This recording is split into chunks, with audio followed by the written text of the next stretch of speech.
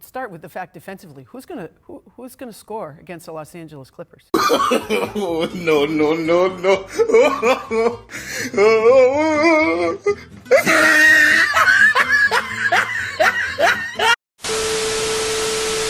The Dallas Mavericks and Los Angeles Clippers are now tied 2 games apiece heading into Game 5. Many people, including me, did not see this series going past 5 games. However, the Mavericks continue to shock everybody due to the stellar play of their players and phenomenal coaching by their staff. However, they would not be in this position without the play of their superstar. And this begs the question, has Luka Magic arrived?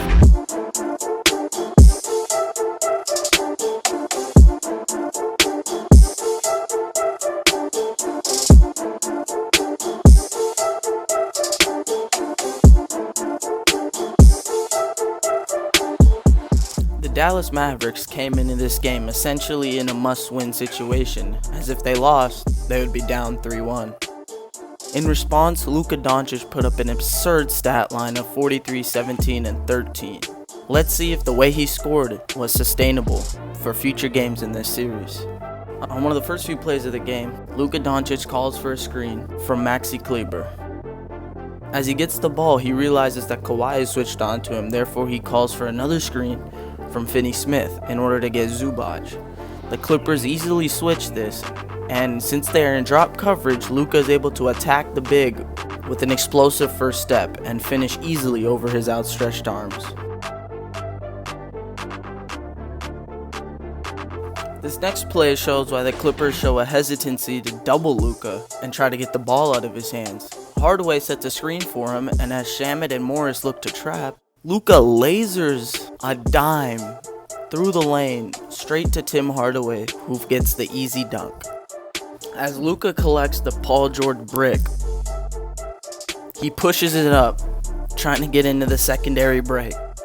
No one on the Clippers is eager to guard Luka, which gives him a running start into the lane for an easy 1-2 right-hand finish over Montrezl Harrell. One thing to note is that every time down the floor, Luka Doncic is looking to get Kawhi Leonard off of him. In this case, Seth Curry barely touches Kawhi, but the Clippers decide to switch regardless. Luka acknowledges the switch and calls for a clear out. Why Shamet doesn't help off of Kid Gilchrist is questionable to me. But Luka just easily backs down Jackson and gets the and one. It'll be interesting to see if Doc Rivers adjusts for Game 5, since these easy switches killed them throughout the game. Now, plays like this make you sit back in awe. The Mavericks realize it's a zone, so they get the ball to Luka up top and clear out for a Luka-Boban pick and roll. Luka gets Lou Williams on his back and seals him, then goes into the lane. At this point, it looks like he has to kick out to one of his shooters, but Luka just finds a way to the hoop and gets the easy layup to go. Again, off the Clippers' miss, the Mavs are looking to push. Luka gets the ball and instantly sees he has Kawhi on him. Boban realizes this too and sets him an early screen. Luka is able to drive into the lane on Jermichael Green, who is not known as any type of defender. After a series of pump fakes, Luka gets him in the air and finishes the and one. Look for the Mavericks following this game as well to push the pace, since this historic Clippers defense has a very shaky transition defense, and so if you don't allow them to set up, the Mavericks shooters will benefit greatly. We've seen Luka's finishing package along with his passing so far, but man oh man does his game have more than that. Off the made bucket here, Luka finds Kleber on the wing and trots to the other wing. Hardaway sets a screen on Kawhi, forcing the switch onto Reggie Jackson. And when your superstar can just... oh my god. When he's doing this, he's almost unstoppable. What made Luka special in this game was his ability to close down the stretch. Here, down 2 with a minute left, Luka tries to force a switch. However, Finney-Smith slips the screen too early and the Clippers are allowed to get back into their normal matchups. However, Lou Williams tries to draw a charge by flopping, which throws the Clippers into a series of rotations, allowing Luka to get an advantage on one-on-one with Marcus Morris. He throws his left foot in front to throw off the defender and create space for the shot.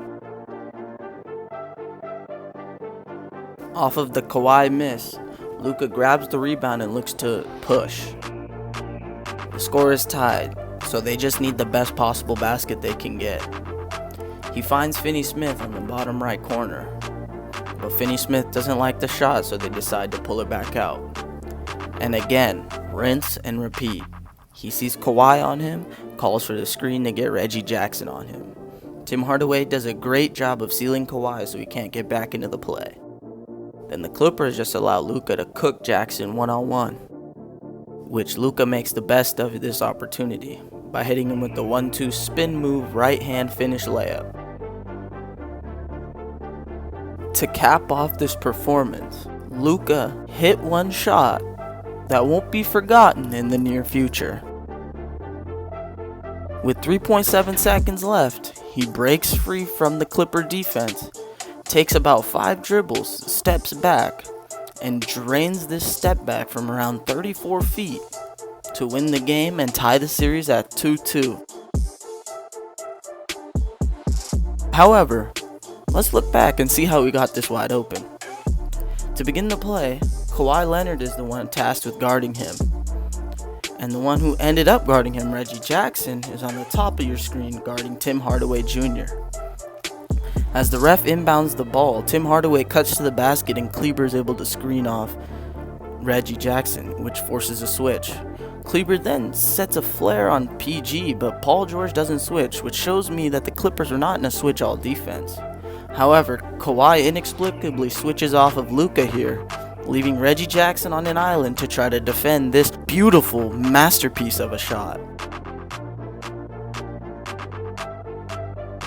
With Kristaps Porzingis slated to miss Game 5, the Mavericks have a tough task ahead of them. But with Luka Doncic on their team, they have a chance against anybody.